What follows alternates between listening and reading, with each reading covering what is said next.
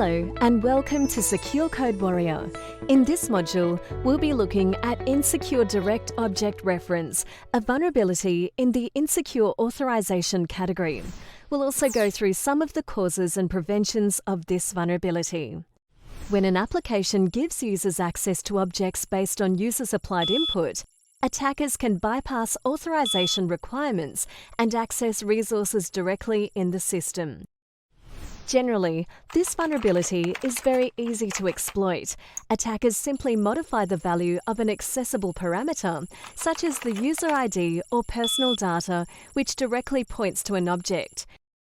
In other words, a user could supply an input and thereby access, for example, other user profiles, user contact information, private messages, files, or other resources without any check on authorization. To understand Insecure Direct Object Reference, let's look at an example. This personal finance app lets users create a budget and track expenditures and account data.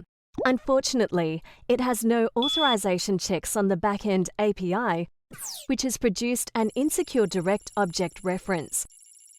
As a result, any logged-in user is able to request and access other user profiles simply by manipulating the user ID parameter in the URL request.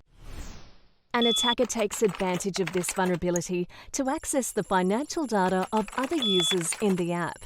Now the confidential financial data of all users is exposed. To prevent insecure direct object reference vulnerabilities, developers should ensure that the back-end API that the mobile device calls utilizes proper access control to the relevant endpoints. If applicable, test among users with different levels of authorization. Congratulations, you have now completed this module.